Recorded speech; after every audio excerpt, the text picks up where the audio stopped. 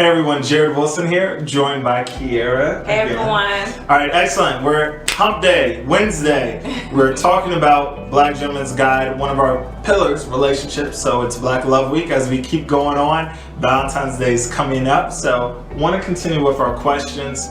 We appreciate the support and the feedback we've gotten so far, so we're going to try to keep it going. So this one is actually a great question, a very relevant question, so we're excited to dive into it. Ready? Go. Okay, excellent. So we often hear about relationship goals. You see it everywhere on social media. So how do we push forward without getting sucked into what society and social media portrays as relationship goals? Or the pressures of friends getting married, having kids, buying houses, especially at our age. That's all we see on social media right now is I got my first house, we had kids, we're getting married. Yeah. We're going to probably our fourth wedding this year for her friends. So my friends clearly can see what we're doing. Somebody getting married this year, so a lot's going on. So all right, let's break this question out. So when we hear about it, all right, from a society and social media, how do we push forward without getting sucked into it? Well, first of all, I tend to not really get sucked into other people's lives. I kind of stay in my own lane, so I know like what God has for me is for me. So honestly, that also helps me to be really happy for my friends and family that are making these major life changes without trying to get caught up in whether or not it's happening to me. But I know that it's hard to do in the world of social media. So what I typically do is honestly detox people from my life who I don't feel, or I feel like I may be getting too caught up in what they're doing or things like that, just to kind of keep me grounded and try to keep people around me who are positive and kind of have the same mindset as myself. You know, it's all valid points, and you know, I'm not going to try to get too deep here, but you know, the one thing that I really go back to is being 1,000%, 100% genuinely comfortable in your own skin. Yeah. And if you are perfectly happy with who you are, what you're about, where you're headed, and what you're doing in life, and you're perfectly fine with that of the person you're dating, then you're not really worried about what X, Y, or Z is doing or what they're posting. And as we know in societies where a lot of stuff is fake, you know, a lot of people can look great in the cameras and show you the success stories and the beautiful vacations that we all love to post and love to see, but they don't want to show you about the tough arguments in the car or the moments where we're not talking or we're getting at each other's throats.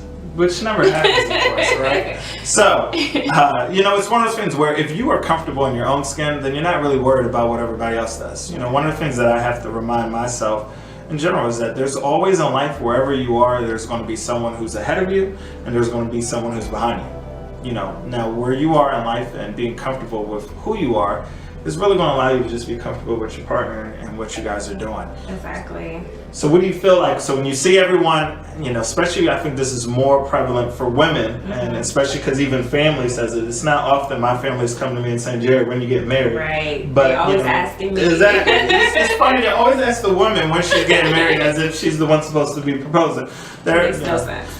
My 2 cents. But anyway, so when you see these pressures or when you see all your friends getting married, posting, getting engaged, having kids, what type of pressure does it put on you? Does it not put any? How do you deal with that? I would be lying if I said it doesn't put any type of pressure there. I mean, especially when you have family that are asking you like, oh, when does Jared pop in the question? When are you guys getting hitched?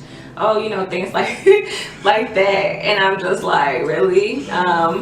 But like I said too, I just try to redirect my energy and just be really happy for my friends and family that are, you know, taking these steps in their life. It's a huge commitment. So, you know, I just pray for covering for them and just make sure that they're really ready for those next steps. And so I just try not to take the pressure on. It's hard, but I just really try to stay prayed up and ask God to lead my life and direct me in those manners. And I know that time will come. Yeah, I mean, in time, you know, that's one of the things where pressure as a guy is that you have to understand the woman you're with And more importantly, when we talked about timelines. Yeah. One of the first things we did is, hey, let's figure out if our timelines are aligned or if we have the same thought process.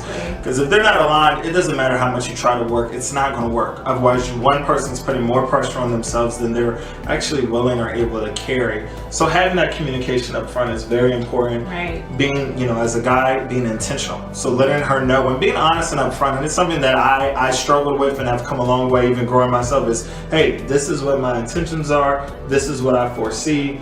This is where I want to go. And being very upfront to say, hey, this is why I'm talking to you. I was very quick, keep me honest here, but to say, when we started dating, that, hey, I'm dating with a purpose. I'm dating with an intention of where I want to be and where I want to go. And so really just portraying that. You hear that, ladies?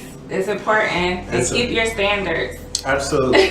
Keep your standards. I mean, if a guy's telling you what it is, don't say I'm going to change him. Just take it for his word and say, okay, his actions are going to show it. If he says one thing and his actions does something different, then you might have something you really need to rethink or really discuss in depth so you feel like you know. There's nothing wrong with asking questions, and if a guy's comfortable with what he's doing, he shouldn't have a problem answering it.